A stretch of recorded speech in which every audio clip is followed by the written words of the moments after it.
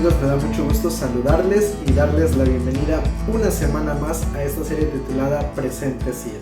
Este es un espacio donde compartimos el estudio de la lección de cada semana y nos da mucha alegría que puedas estar aquí con nosotros. La verdad que nos sentimos muy contentos y pues nada más que darte una vez más la bienvenida y por supuesto aprovechar este momento para invitarte, ¿verdad? Por si aún no te has suscrito a este canal, por si aún no formas parte de esta comunidad en YouTube, queremos invitarte a que puedas ir a la parte de abajo. Ahí está el botón de suscribirse y la realidad es que es completamente gratuito, no tiene ningún costo suscribirse, así que animarte a que lo hagas, a que actives la campanita de notificaciones y que de esta manera cada vez que subamos un video te pueda entonces llegar la notificación.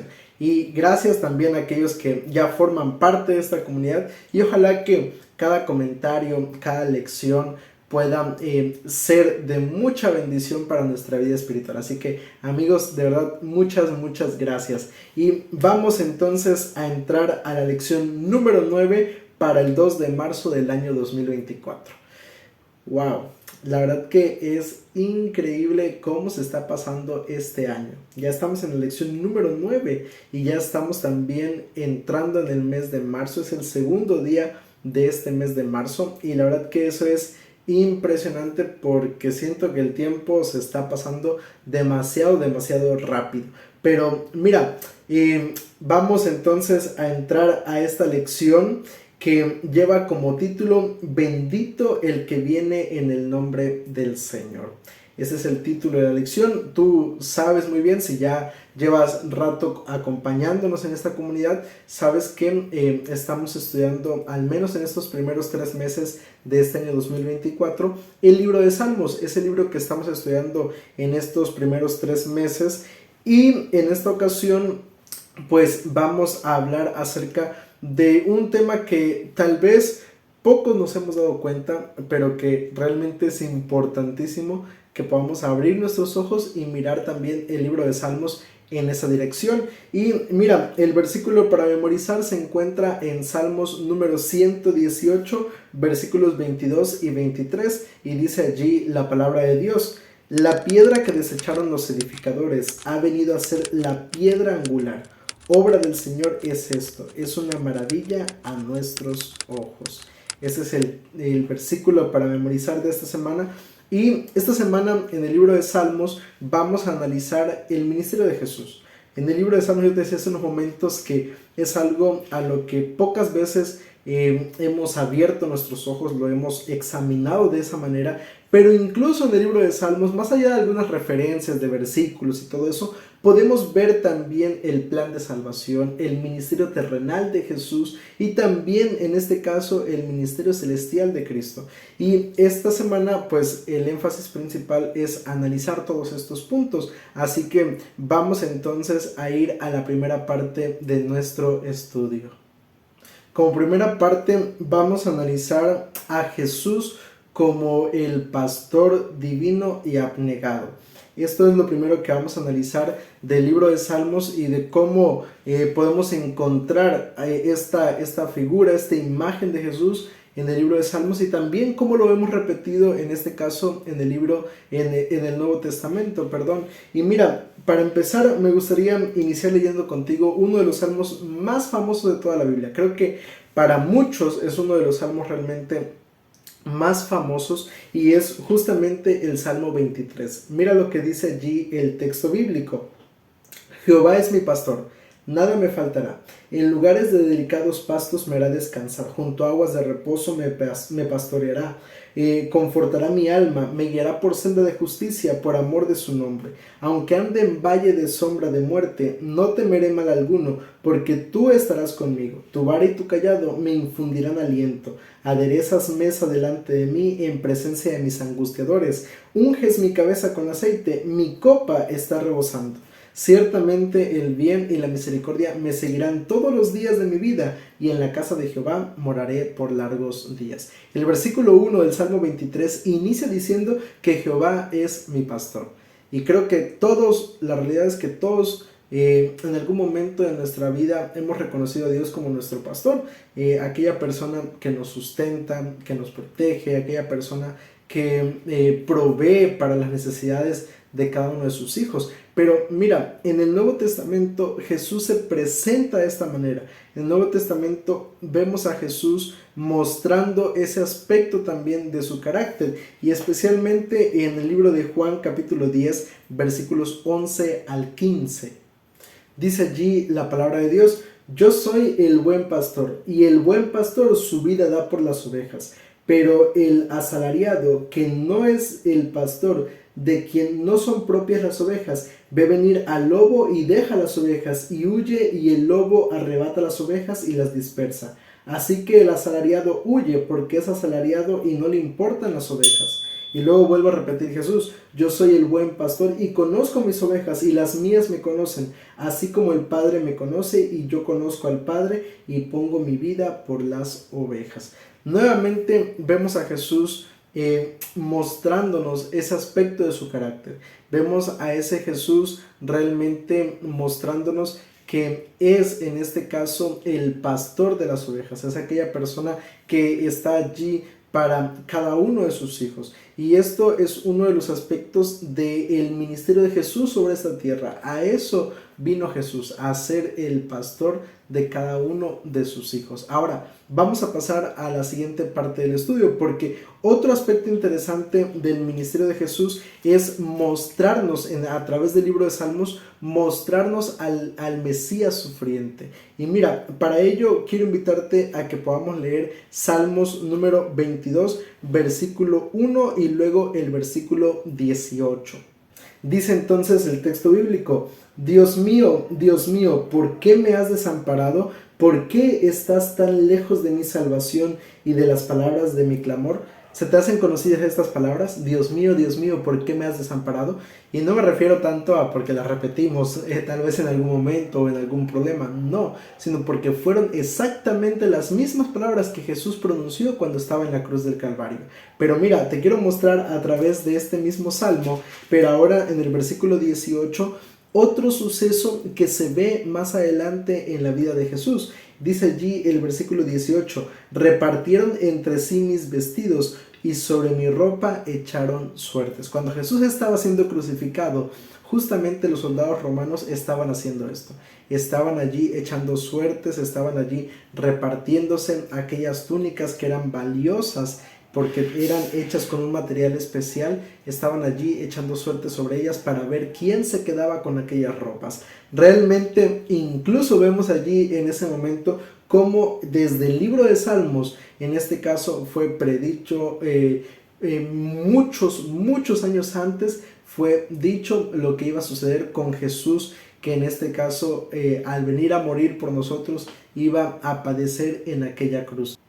Y aunque mira, en ese momento el Mesías sufriente, el Mesías abnegado pasó por esas circunstancias, vemos que en Salmos 118 versículo 2 la palabra de Dios dice lo siguiente: la piedra que desecharon los edificadores ha venido a ser la cabeza del ángulo.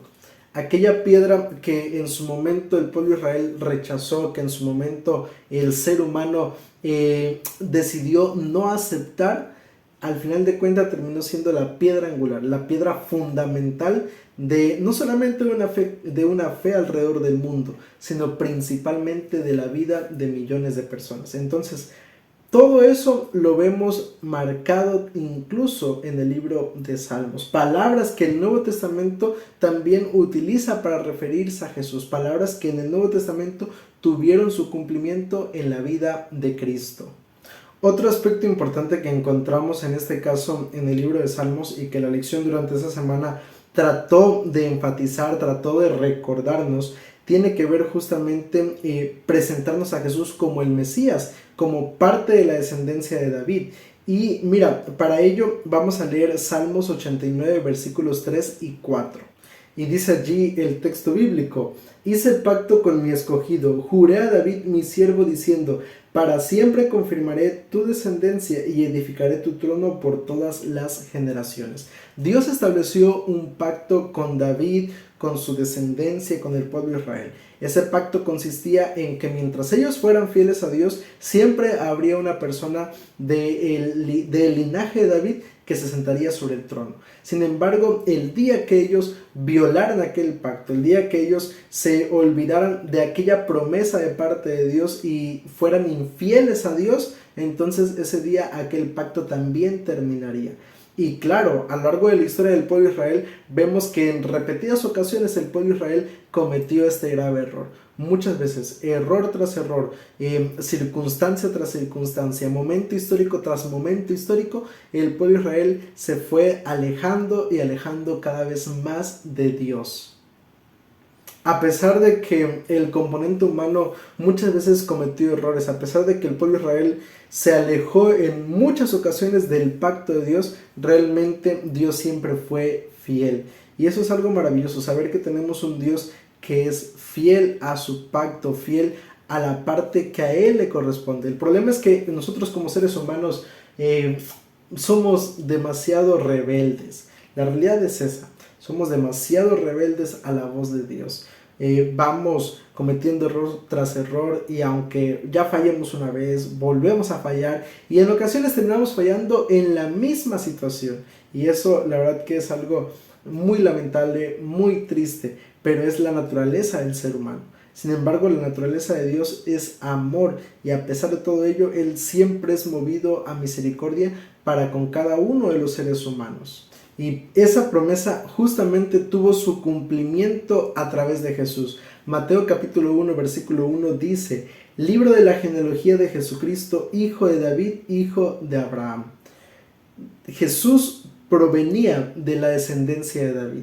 Y allí vemos entonces reflejado que realmente Dios cumplió con su parte del pacto. Como te decía hace unos momentos, aunque el ser humano haya fallado, aunque el ser humano incluso haya despreciado a Jesús y lo que Él vendría a hacer por el ser humano, al final de cuentas Dios aún así envió a su Hijo a morir por cada uno de nosotros. Envió a tratar de salvar a la humanidad.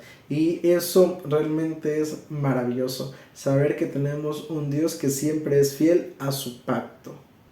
Ahora, otro aspecto interesante que encontramos en el libro de Salmos con respecto al ministerio de Jesús tiene que ver en este caso presentándonos a Jesús como rey, presentándonos a Jesús con un poder incomparable, como el único soberano y el verdadero soberano de este mundo.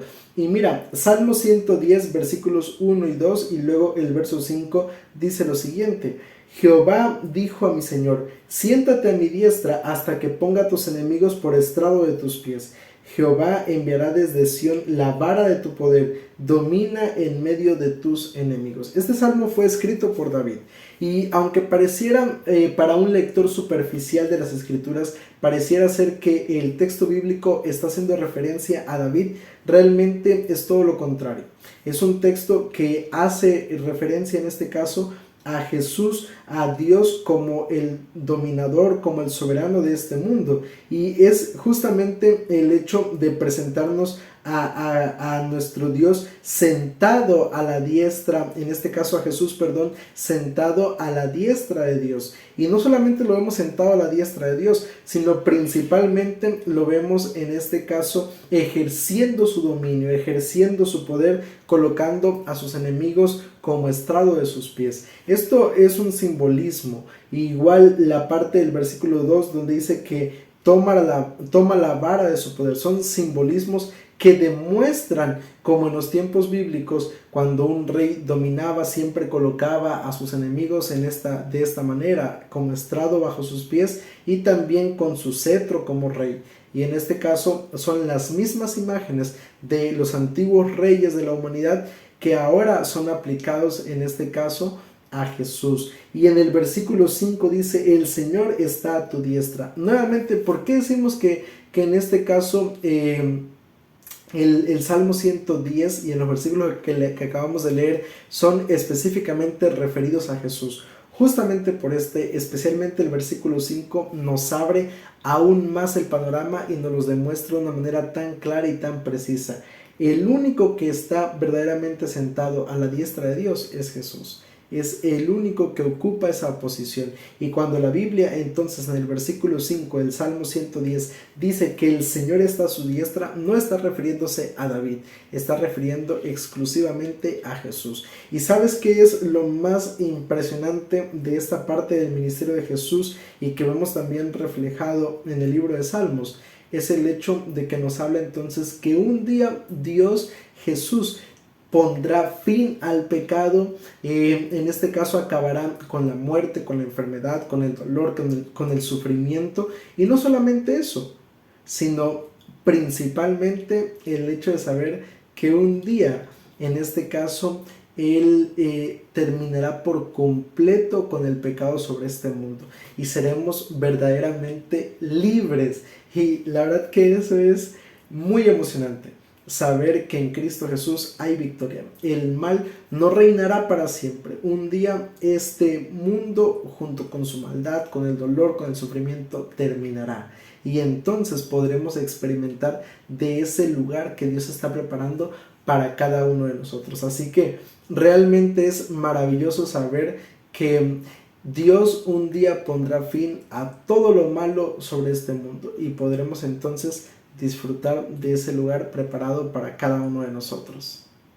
Por último, la última parte del libro de Salmos, analizando en este caso el ministerio de Jesús que encontramos también en el libro de Salmos, es un aspecto de los aspectos, valga la redundancia, más fundamentales del ministerio de Jesús, especialmente porque tiene que ver y de cierta manera repercute muchísimo en nuestros días hoy.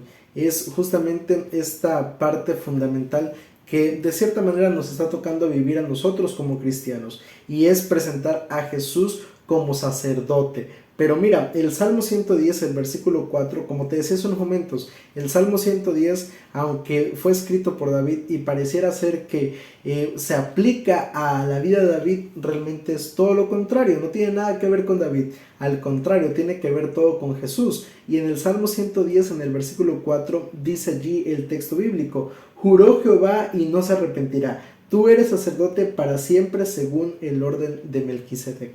Melquisedec fue rey de Salem, un rey que cuando Abraham salió vencedor después de haber liberado a su sobrino Lot, en este caso va ante Melquisedec y le entrega entonces pues la parte que le correspondía como sacerdote de Jehová. Y cuando hace todo esto, se presenta a Melquisedec como rey de Salem y no se conoce mucho acerca de él, solamente se le menciona en el Antiguo Testamento, en este caso, y se nos da un poco más de contexto en esta parte de la historia de Abraham.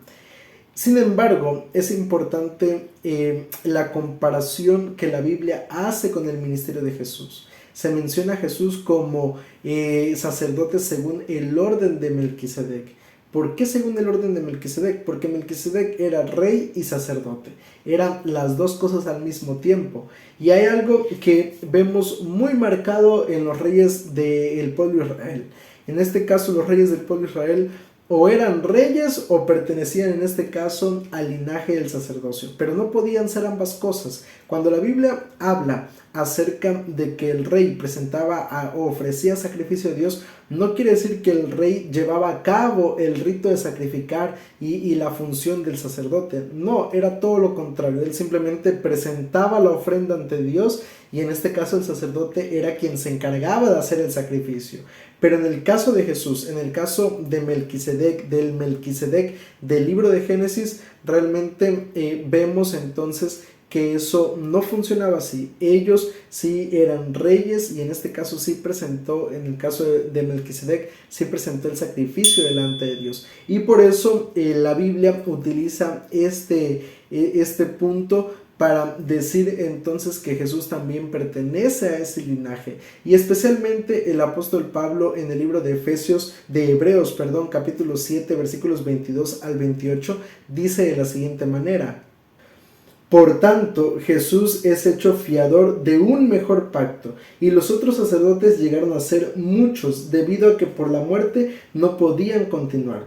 Pero por cuanto permanece para siempre, tiene un sacerdocio inmutable. Por eso puede también salvar perpetuamente a los que por él se acercan a Dios, viviendo siempre para interceder por ello. Tal sumo sacerdote nos convenía santo, inocente, sin mancha, apartado de los pecadores y hecho más sublime que los cielos, que no tiene necesidad cada día, como aquellos sumos sacerdotes, de ofrecer primero sacrificio por sus propios pecados y luego por los del pueblo, porque esto lo hizo una vez y para siempre, ofreciéndose a sí mismo. La ley constituye sumos sacerdotes a hombres débiles, pero la palabra del juramento posterior a la ley constituye al Hijo hecho perfecto para siempre. La Biblia nos habla, el apóstol Pablo nos menciona que Jesús es el verdadero sacerdote, ese sacerdote que es inmutable, ese sacerdote que en este caso no necesita ofrecer un sacrificio por sí mismo, porque Él es perfecto, porque Él es sin pecado. Y ese sacerdote no es otro más que Jesús. Jesús es ese sacerdote. Y cuando el libro de Salmos nos habla acerca del sacerdocio según el orden de Melquisedec, no se está hablando de ningún otro más que de Cristo Jesús. Y mira, realmente así como en el libro de Salmos podemos encontrar en muchos otros libros a Jesús. Realmente la Biblia en todas sus páginas nos presenta a Jesús, nos presenta su obra y lo que Él ha venido a hacer por darnos salvación a cada uno de nosotros. Y por eso la invitación es a que cada día nos acerquemos más a Él, que descubramos más acerca de Cristo Jesús y que de esa manera podamos entonces enamorarnos de Él y hacer entonces esa entrega total a Cristo Jesús. Vamos a orar. Querido Padre que estás en los cielos, alabado y glorificado sea tu buen nombre. Señor, en esta hora queremos agradecerte por permitirnos llevar a cabo este repaso de la lección.